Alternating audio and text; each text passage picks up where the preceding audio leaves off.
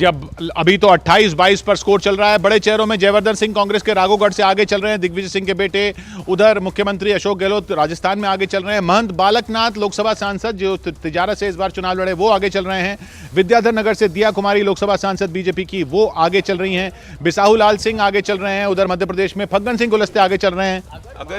अगर तिजारा से बाबा बालकनाथ आगे है तो बीजेपी को 100 का आंकड़ा कंफर्टेबली क्रॉस करने से कोई नहीं रोक सकता, क्योंकि इसका क्लियर मतलब है कि एक अपीजमेंट के खिलाफ कंसोलिडेशन हुआ है, क्योंकि उस सीट के अंदर उसी के आधार के ऊपर बाबा बालकनाथ जीत सकते हैं। जी अमान बालकनाथ तिजारा से आगे चल रहे हैं। और ये भी कहा जी बाबा बालकनाथ वाली तिजारा सीट की बात करें, लगभग 1,13,000 मुस्लिम वोट है और लगभग 1,30,35,000 के लगभग जो है वो हिंदू वोट है।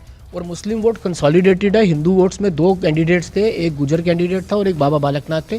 अगर वो आगे हैं तो इसका मतलब ये कंसोलिडेशन है और ये कंसोलिडेशन पूरा है। बीजेपी 120 के आसपास भी पहुंचे तो कोई बड़ी बात नहीं। किशोर जी, एक और है, पाटन से भूपेश बघेल लीड कर रहे हैं छत्तीसगढ़ के अंदर। तो कहा जा रहा था कि वो क्लोज कॉन्टेस्ट होगा, बट वो कंफर्टेबली लीड कर रहे हैं वो पोस्टल बैलेट्स के अंदर भी। जी हाँ, भूपेश बघेल लीड करें। शालिनी के पास चलते हैं रिजल्ट हमें। शालिनी, क्या खबर आपके पास सीटों की? मैं 3 से 4 जो वीआईपी कैंडिडेट हैं उनके बारे में किशोर आपको बताने जा रही हूँ। तेलंगाना से सबसे पहले शुरुआत करती हूँ। मोहम्मद अजरुद्दीन इसमें मुझे आगे चलते हुए दिखाई दे रहे हैं। और आपको बताऊं कांग्रेस उम्मीदवार है और ये वो सीट है जुबली हिल्स जहां पर बीआरएस और एआईएमआईएम दोनों ने अपने उम्मीदवार उतारे हैं। और कांग्रेस यही कह रही थी कि यहाँ पर मुस्लिमों का वोट कट जाएगा। इसके अलावा सबसे बड़ी बात, गोशा महल टी राजा सिंह जो कि मौजूदा विधायक भी वहां पर है बीजेपी के, लेकिन ये अभी मुझे लिस्ट में नहीं दिखाई दे रहे। यहाँ पर मोहम्मद अब्दुल अजीम मुझे आगे चलते हुए दिखाई दे रहे हैं। और अगर ऐसे ही रहता है राजा सिंह तो पीछे ये चल रहे बहुत हैं। बड़ा लेकिन बड़ी खबर अब मध्य प्रदेश में बनती हुई। हालांकि शुरुआती रुझान है, हालांकि ये पोस्टल बैलेट हैं, लेकिन 99 में 64, 102 में 65 पर बीजेपी आगे।